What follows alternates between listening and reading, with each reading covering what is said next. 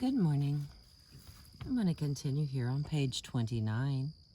How anger fits into the process. Once the circular process of a feeling is understood, the next logical step is to place anger into the process and treat it like any other emotion. I have coffee this morning, friends. For years, that is what I did. In my training, I had learned that the behavior most constructive for mental and emotional health is the free expression of intense emotions. Excuse me. Such expression, I had learned, permits relief from hurtful emotions and enables the development of deeper, more meaningful interpersonal relationships. During my years as a counselor, I found that this assumption is true about the feelings of fear, loneliness, sadness, and guilt. But when anger is involved, I notice the opposite result. People back away from the person who expresses anger. Relationships don't become deeper or closer.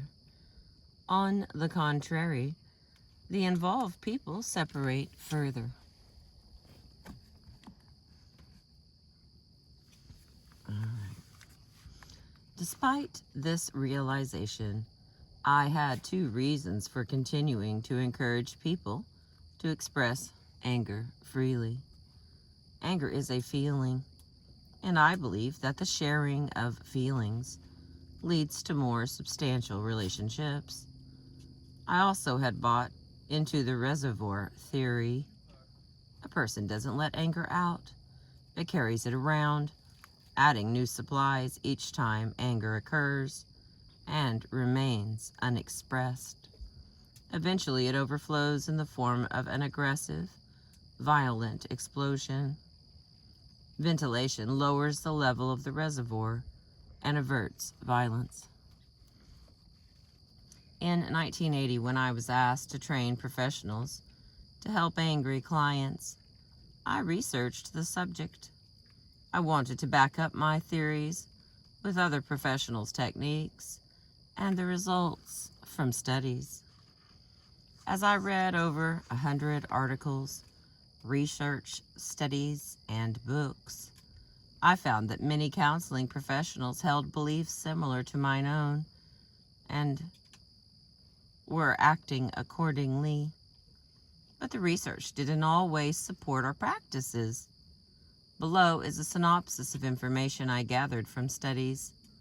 It helps explain the ingredients and process necessary for an individual to use anger as a positive, functional aspect of the personality.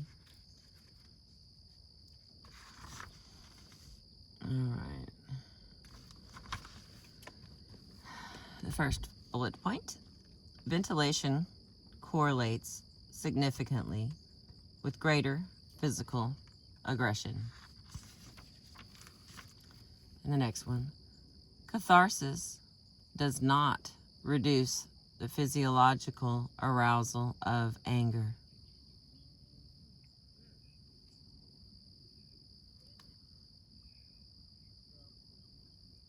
The physiological arousal of anger is reduced by physical motor activity. Verbally discharged anger is used to remove threats and obstructions. Anger protects integrity and self-identity. Put-downs are the most frequent incitement of angry feelings. Anger is always accompanied by anxiety. Anger acts as a defense against that anxiety. High self-disclosure, followed by personal threat, is a powerful elicitor of anger. And the next one, assertiveness training reduces aggression. And the next, fear and anger are mechanisms that protect, one by escape and the other with the desire to attack. And the final one, anger is created by both environmental and imagined cues. The person evaluates these cues, forms a judgment, and makes an accusation. This summary of information concerning the productive use of anger suggests the complexity of the emotion.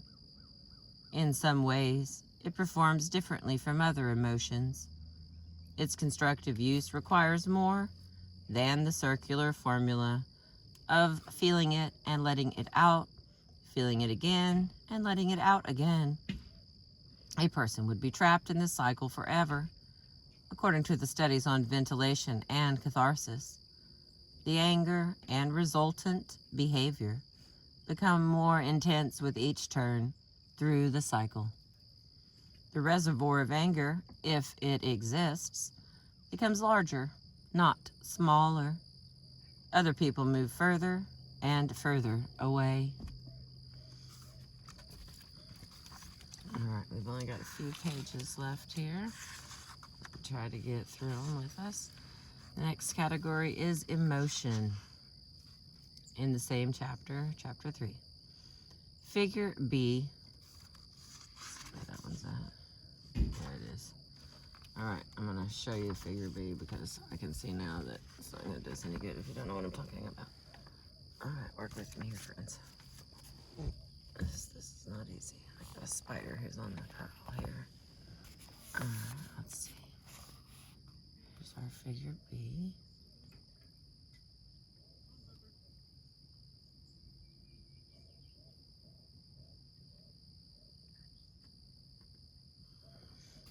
Alright, so that's what we're looking at, friends. Okay. So that part I just read was the thought, it looks like. And now we're going to go with the emotion. It looks like thought shows up anyway. Figure B, a linear adaptation of the circle diagram, depicts the process of constructive anger. It occurs after the body experiences the adrenaline-produced sensation of fear, which could be recognized as nervousness, anxiety, or insecurity. When the individual can't avoid the fear-evoking situation, or if angry feelings would produce a gain for the individual, the emotion changes to anger. It functions to protect against whatever object, situation, or person is creating the fear. Anyone who has been cut off by a careless driver and has responded with anger knows how quickly this phenomenon can occur. A dotted line crosses the feeling area of the diagram between anger and fear. Since anger is an emotion, it belongs in this area, but it is never a primary emotion. It is always secondary to fear or anxiety. This fact explains why anger differs from other feelings. Its main function is to protect and build walls. It masks other emotion. It defends, and therefore its performance more closely matches that of a defense mechanism than that of a feeling. For this reason, shared anger doesn't bring antagonists closer together. Catharsis doesn't reduce anger arousal, and ventilation doesn't diminish the intensity of angry feelings. In fact, the opposite occurs. Any defense used, whether it be rationalization, projection, or outright denial, hides feelings and keeps other people at an emotional distance. If a person were to wallow around in that defense or have it validated through the ventilation process, it would become more prevalent in her character and more strongly entrenched. The results would be greater inability to experience the hidden feelings and increased emotional distance in relationships with others.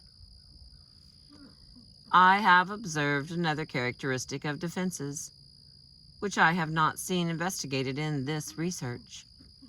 When a defense is used to its utmost effect and then stretched further, if another defense doesn't take over immediately, the feelings underneath pour forth. A friend at her mother's funeral was laughing and joking to hide her sadness. After about half an hour, she suddenly stopped in the middle of a laugh and began sobbing. Her defensive laughter had been stretched beyond its limit. All of the reactions described above apply as well to anger, including the last.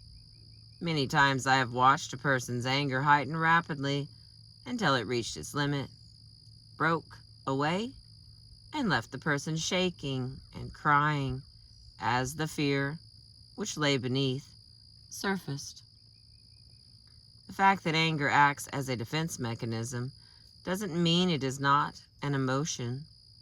It involves a physiological response, which can be labeled to an external event. It prepares the body to ward off an attack. That is the function of this emotion. To try to make anger fit the mold and react like other feelings denies its very character. So far, anger of the neocortex seems similar to that of the old brain. Born of fear, it functions to protect and defend. It differs from the instinctive response in what it protects and how it defends. All right, the next category is thought. It has to do with our diagram. The neocortex abstracts and produces symbols. That ability enables human beings to form a concept of self and to determine how that self fits into the immediate environment and at times the rest of the world. This idea of self, whether it be called self-concept, self-image, or self-identity, begins developing shortly after birth and is composed of positive and negative evaluations provided by a child's significant people. Very early in life, a child internalizes these judgments from others as if he had made them himself. After a harsh reprimand, a child thinks, "I'm bad," instead of the more realistic thought, "Mother said I'm bad."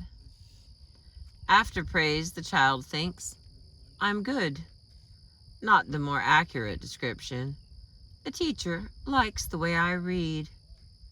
In this process, a conception of the self develops. This image remains into adulthood.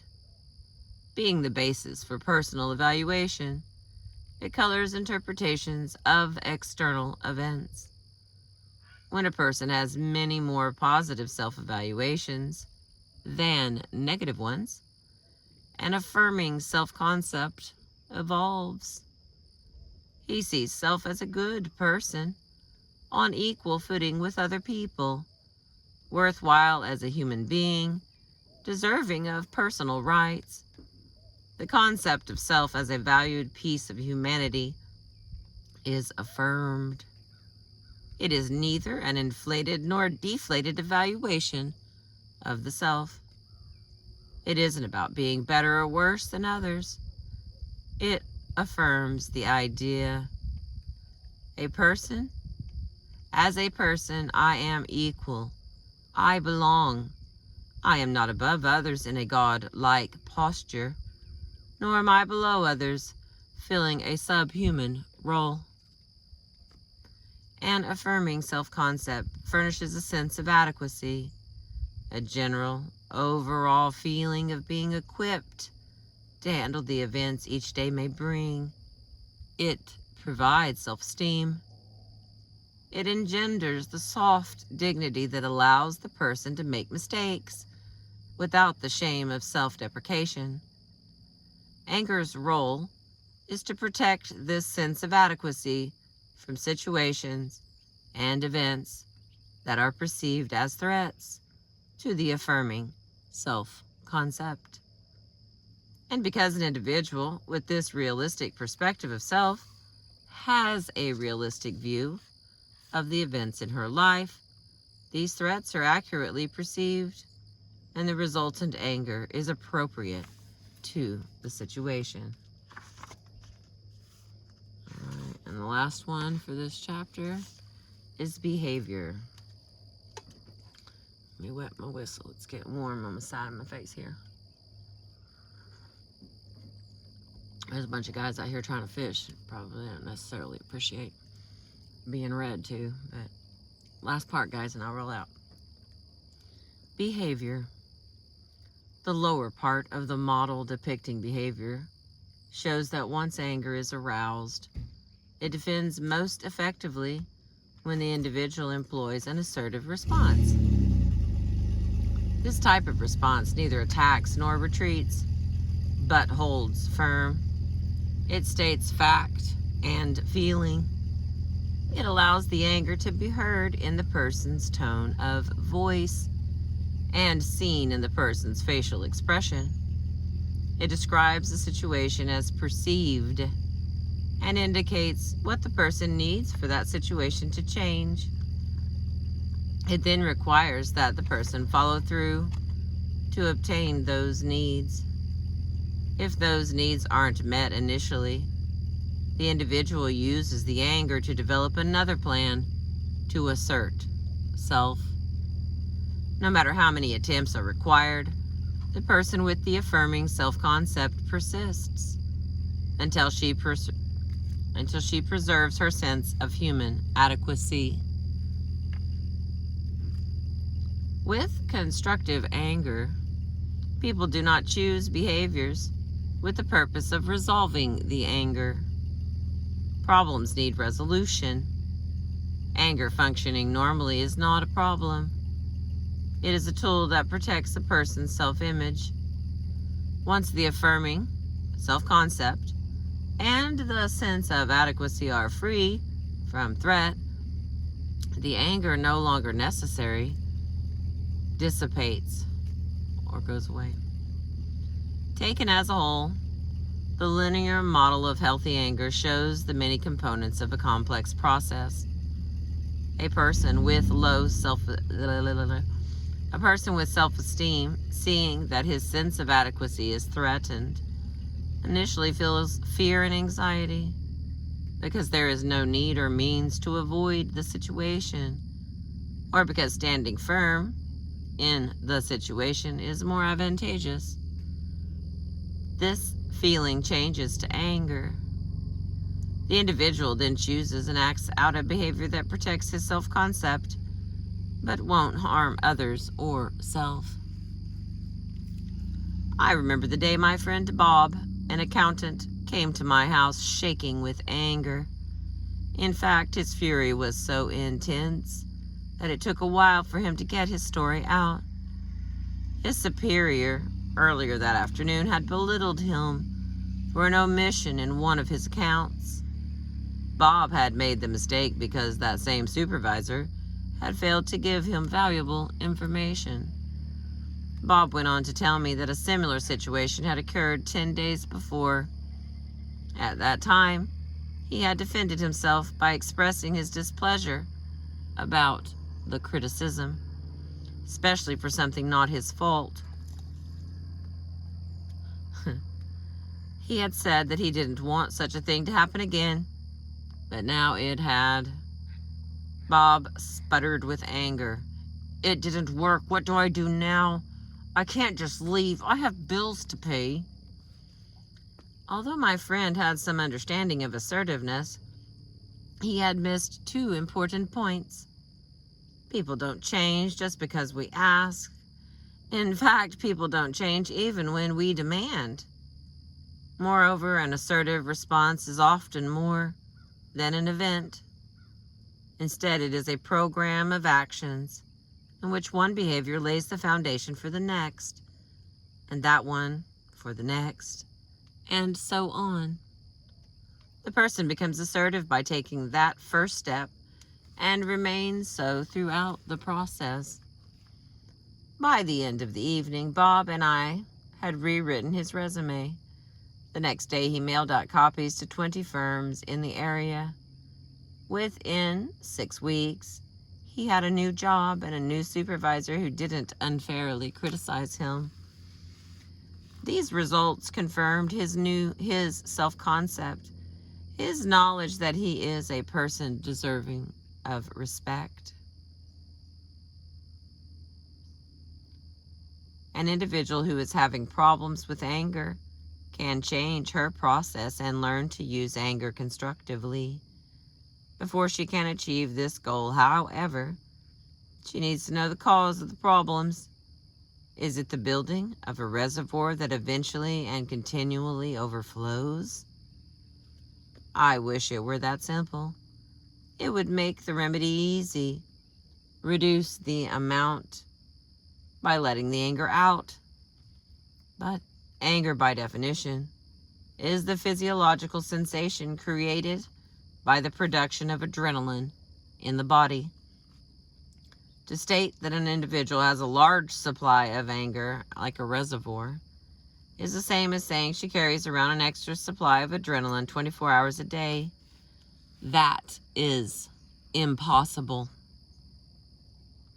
Another invalidation of the reservoir idea is the fact that angry feelings can easily be reduced by physical activity, which reduces the adrenaline. Nevertheless, because the emotion is only one piece of the process, the anger will certainly return. If the reservoir theory isn't the answer, then what is?